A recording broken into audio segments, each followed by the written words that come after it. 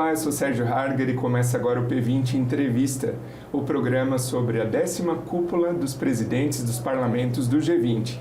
E hoje aqui no estúdio a gente recebe a presença da senadora Blanca Ovelar, do Paraguai, presidenta do Parlaméricas. Bem-vinda, senadora, presidenta. Bem-vinda, presidenta.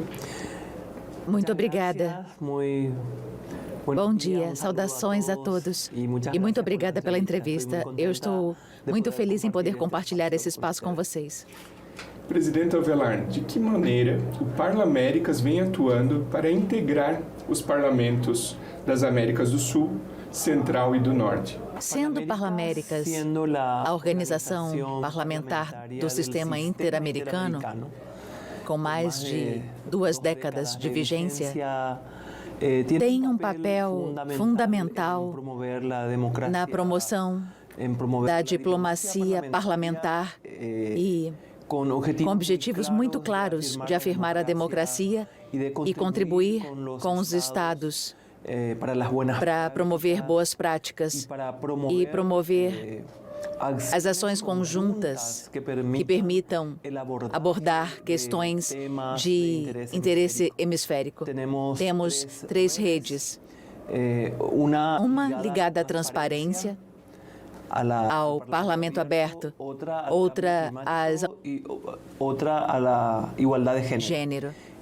No âmbito dessas questões e de forma transversal dentro das redes, trabalhamos com os parlamentos para promover o que você disse, para integrar, promover uma visão partilhada, uma aprendizagem conjunta, a divulgação de boas práticas, para poder avançar nos parlamentos para vocês, parlamentos que respondam às necessidades dos cidadãos no âmbito de uma sociedade democrática. Interessante que a senhora comentou sobre a diplomacia parlamentar.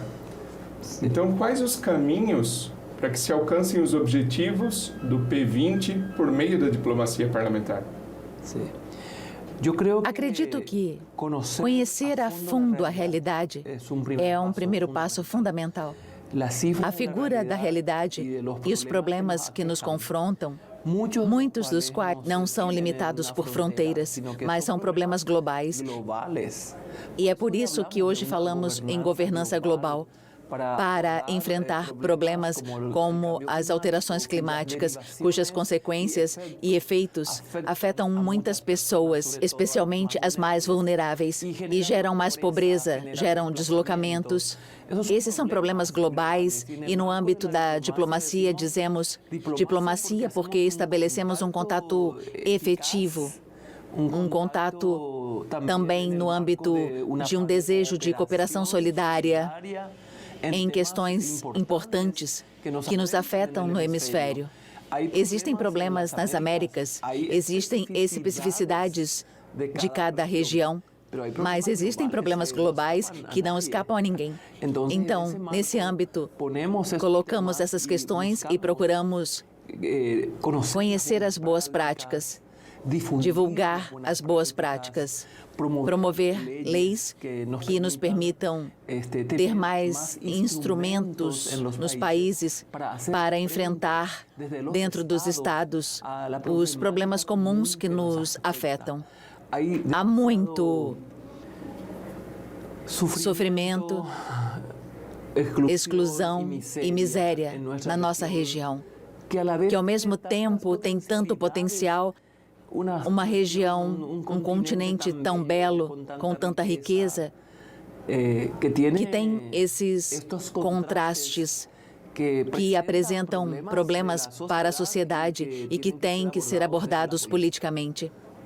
Acreditamos na diplomacia parlamentar, promovemos a reunião dos parlamentos e tentamos trabalhar de forma solidária nas questões de interesse e abordamos todos os problemas com franqueza e sem hesitação. E a senhora considera que os países membros do Parlaméricas estão comprometidos na construção de uma governança global suficientemente apta a responder aos desafios da atualidade?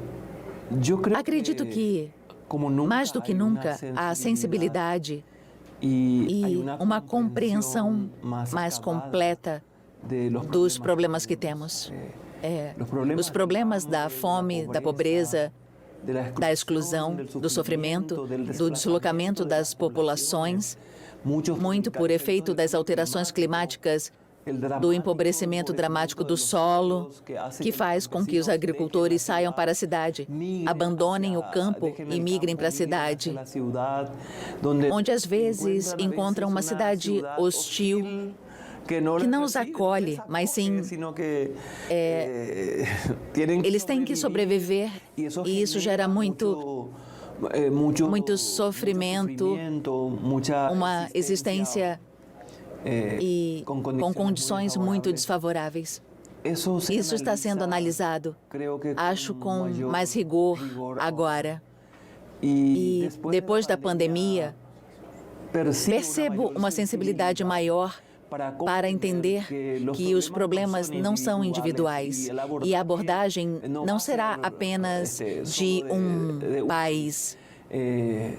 Precisamos alcançar níveis de desenvolvimento e bem-estar no mundo para grandes setores excluídos. É por isso que amo este fórum. E parabenizo o Brasil, que teve a coragem de colocar a questão da pobreza e da fome na agenda do G20, porque isso é um problema do G20. É um problema muito distante. É um problema mais do sul global, mais dos países menos dominantes. Mas fazemos parte de um mundo globalizado. Como nunca antes. Se fala agora de uma governança global. Em que sentido? Que temos que lidar de forma inteligente com diferentes questões, porque estamos todos interrelacionados. A interdependência e o interrelacionamento só aumentam porque precisamos avançar diretrizes de qualidade para a governança, para enfrentar os desafios. A democracia na nossa região, e especialmente na região latino-americana, não resolve os problemas das pessoas. Há muitos excluídos. E isso é um problema de democracia, porque isso leva muitos setores a ansiar por regimes autoritários, porque acreditam que talvez nesses regimes mais autoritários tenham uma resposta melhor. A democracia tem fundamentos muito claros. A República tem fundamentos muito claros de justiça social, de oportunidades para todos. Mas estamos falhando em governar isso, porque muitas ações políticas estão desconectadas das expectativas dos cidadãos. E os governantes e os políticos parecem, por vezes, ter uma separação, uma ruptura com as exigências genuínas da sociedade.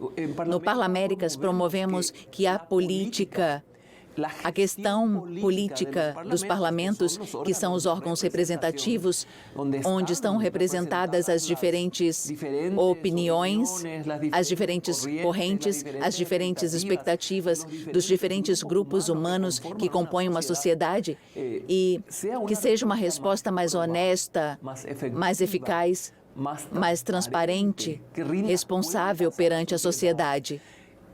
E considerando a ética nos assuntos públicos para poder enfrentar esses grandes desafios. E que esse slogan tão ambicioso de não deixar ninguém para trás dos Objetivos de Desenvolvimento Sustentável seja realmente algo que promove ações substantivas e não apenas discurso.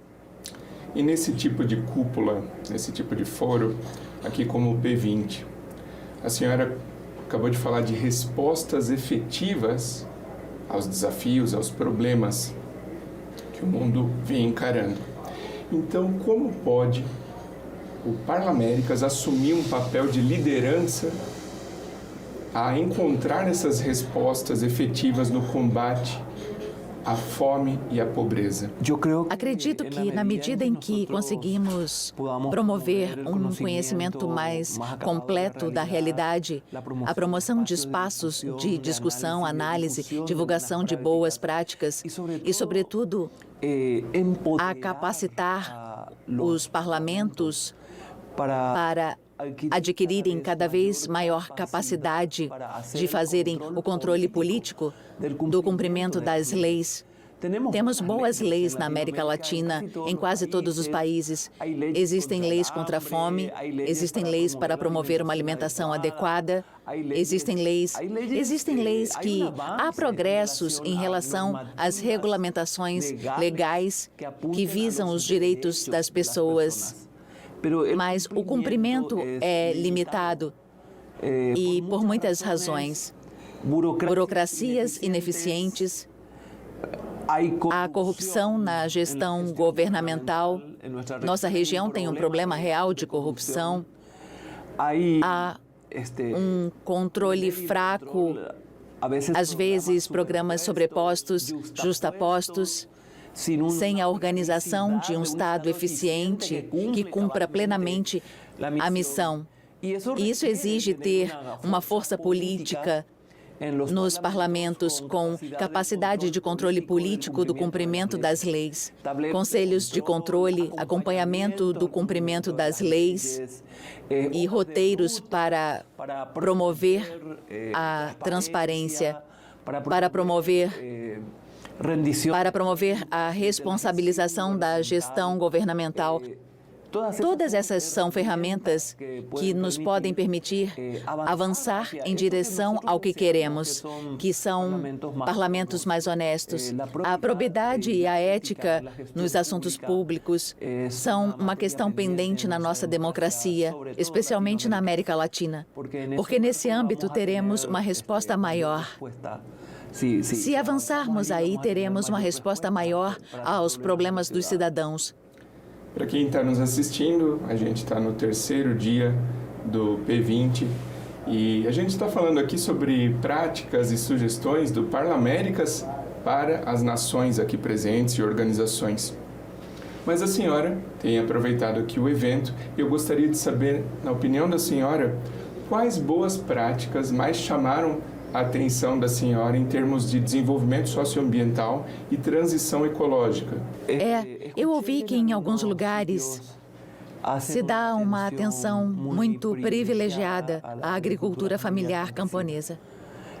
A agricultura familiar camponesa é fundamental para a segurança alimentar. E por ser o lado mais fraco da agricultura na região,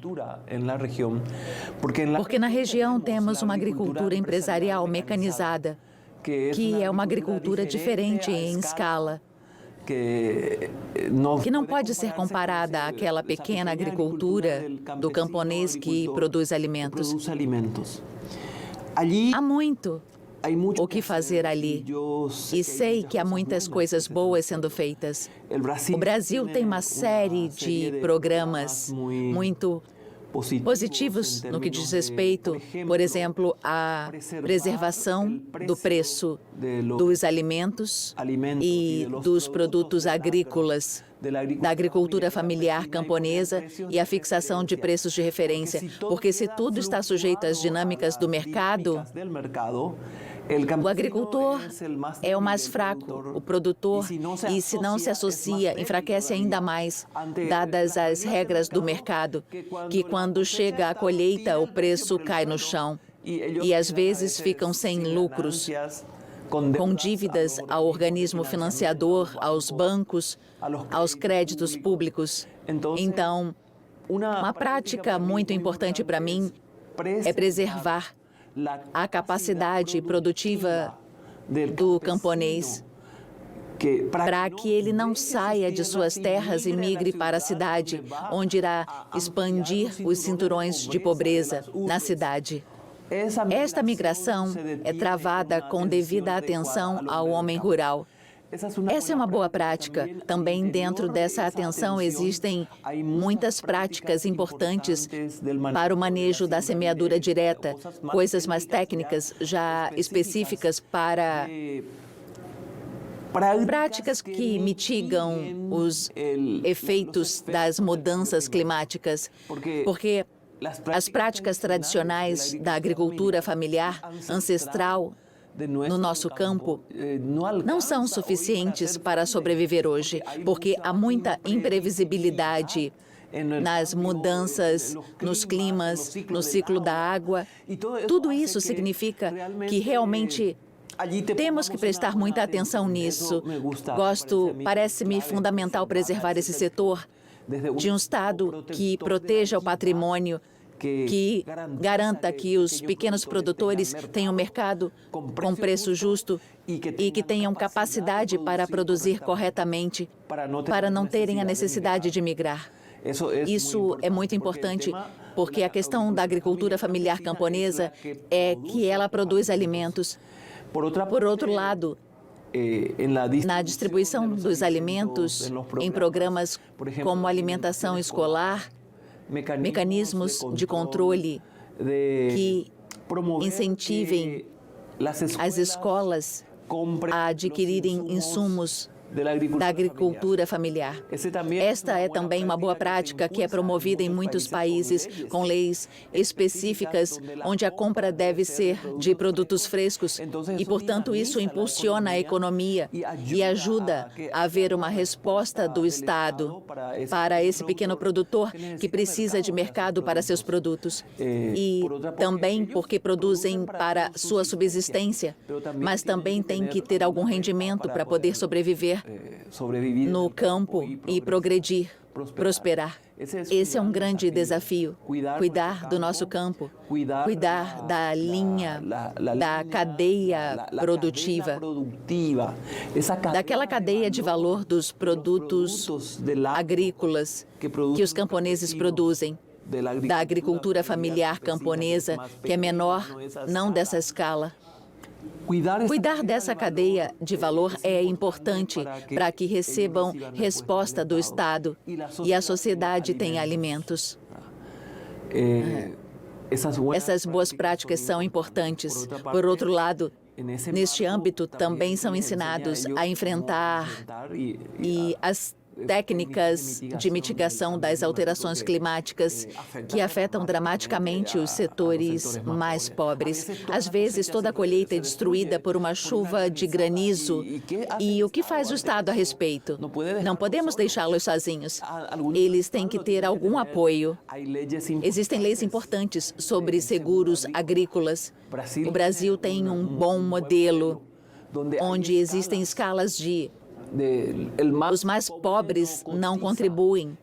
Quem pode um pouco mais tem uma percentagem, contribuem para um sistema de seguros para que a sua produção seja garantida. E é uma forma de proteção. De qualquer forma, é aí que penso que nesse âmbito, existem boas práticas que podemos promover e tornar sua implementação muito mais ampla na região, para podermos resolver um problema comum. A senhora comentou sobre algumas soluções que vêm sendo discutidas aqui no P20 e eu gostaria de saber qual a visão de futuro, enquanto presidenta do Parlaméricas, a visão de futuro para o Parlaméricas para uma maior cooperação hemisférica na solução desses problemas. Eu imagino uma organização fortalecida com uma estrutura organizacional que permita a participação de todas as regiões. Na verdade, hoje já é assim, mas existe um ponto fraco. E qual é o ponto fraco? Em alguns países, os atores mudam muito frequentemente. Portanto, há linhas de trabalho que não podem ser consolidadas. Precisamos de um pouco mais de permanência dos atores para podermos ter um diálogo de continuidade às iniciativas. Considero este um ponto fraco que vejo no futuro como tendo que ser reforçado para que possamos afirmar-nos como sendo, de fato, uma organização que tem uma preponderância na promoção da diplomacia parlamentar tomando como precaução os temas da Cúpula das Américas e trabalhando neles a partir do nível legislativo. Porque a Cúpula das Américas é uma cúpula de presidentes. Ali são levantados os problemas dos executivos, mas a concretização disso exige a participação de todo o Estado. E nós, sendo a organização das representações políticas dos Estados, podemos afirmar-nos muito mais.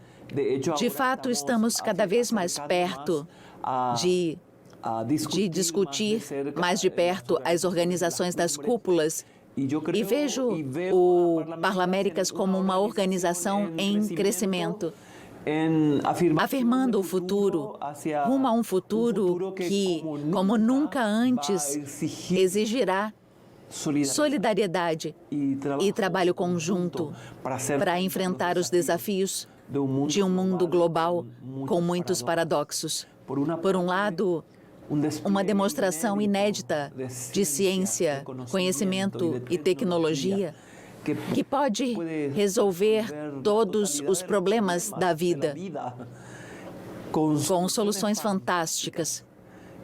E, por outro lado, pessoas que carecem do básico, crianças que continuam morrendo de doenças que já tinham que ter sido superadas no século XX, mesmo no século XIX, e que, no entanto, continuam por aí.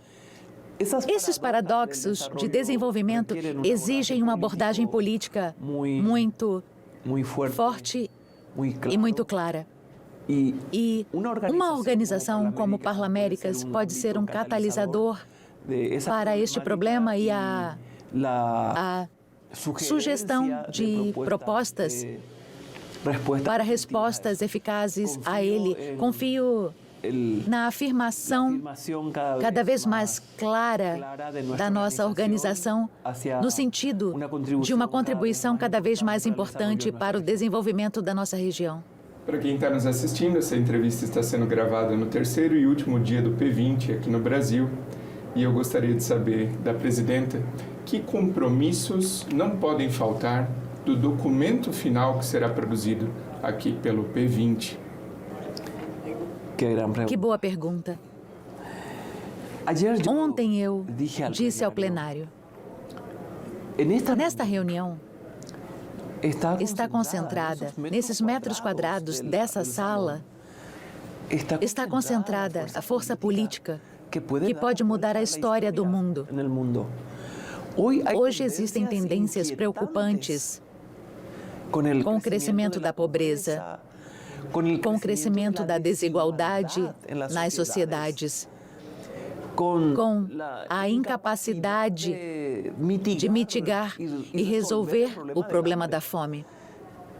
Então, se isso persistir, quem tem o verdadeiro poder para resolver?